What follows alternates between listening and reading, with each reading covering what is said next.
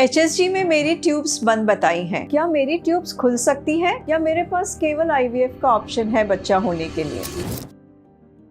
सुनिधि परिणीति की बहन थी।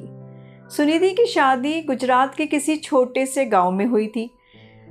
माता पिता इंदौर में रहते थे, इसलिए वो इलाज के लिए एशियन इंस्टीट्यूट पे लाए। जब हमने उनको देखा तो उनको लैप्रोस्कोपी करने का एडवाइस दिया। लैप्रोस्कोपी में पाया कि इसके ट्यूब बंद हैं। ये बात उसको पहले भी HSG में मालूम पड़ी थी जब उसने गांव में एक्सरे HSG कराया था। ट्यूब ब्लॉक होने की वजह से जब उसकी लैप्रोस्कोपी करी, उसके पहले उसको काउंसलिंग दिया था, उसको समझाया गया था कि अगर ट्यूब ब्लॉक होगी तो शायद हम उसको खोल पाएंगे। और वो बहुत लकी रही क्योंकि सचमुच उसकी ट्यूब में कॉर्नवल ब्लॉक था और वो ब्लॉक वायर डाल के खोल दिया गया। बहुत ही अच्छी बात यह है कि 3-4 महीने में उसने खुशखबरी भी दे दी। माता पिता मिठाई लेके आए। अब नंबर आता है दूसरी बहन का, जो इंदौर में ही रहती थी, पर उसकी दूरबीन की जांच में ट्यूब बंद आई थी और उसको बताया गया था कि ये ट्यूब नहीं खुल सकती है क्योंकि उसको ट्यूबरकुलोसिस यानी TB का इन्फेक्शन है। बहन को लगा कि शायद ये लैप्रोस्कोपी मैं करती तो उसकी ट्यूब भी खुल सकती थी, पर ऐसा संभव नहीं है क्योंकि उसको TB का इन्फेक्शन है और आसपास ट्यूब जकड़ी हुई है।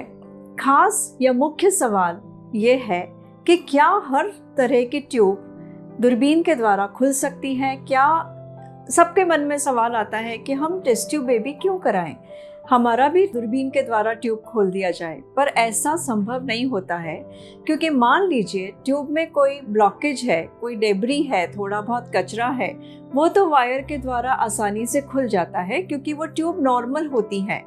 पर कई ट्यूब जो बहुत बीमारी ग्रस्त होती हैं, उसमें बहुत ज़्यादा इन्फेक्शन होता है, TB का डैमेज ऐसा डैमेज होता है जिससे एक परमानेंट तरह से वो ट्यूब का ब्लॉकेज हो जाता है।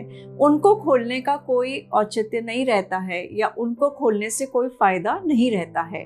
तो ये बहुत इम्पोर्टेंट है कि बेसिक पैथोलॉजी या बेसिक कारण क्या है ट्यूब बंद होने का, और उसी पे निर्भर रहती है संभावना। इसीलिए एक अच्छी जगह लैप्रोस्कोपी कराएं, उसमें पता करें कि किस तरह का इन्फेक्शन है।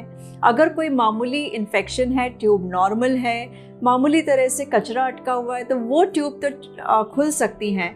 पर अगर मान लीजिए कोई ऐसी बीमारी हुई हो जिससे ट्यूब पूरी तरह से डैमेज है, तो वो ट्यूब खोलने का कोई फ़ायदा नहीं होता है, उससे कोई अपने को रिज़ल्ट नहीं मिलता है, बल्कि ऐसे केसेस में हमें टेस्ट ट्यूब बेबी पे जाना चाहिए।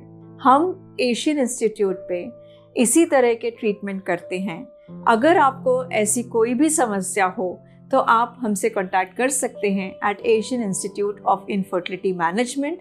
We are there to help you.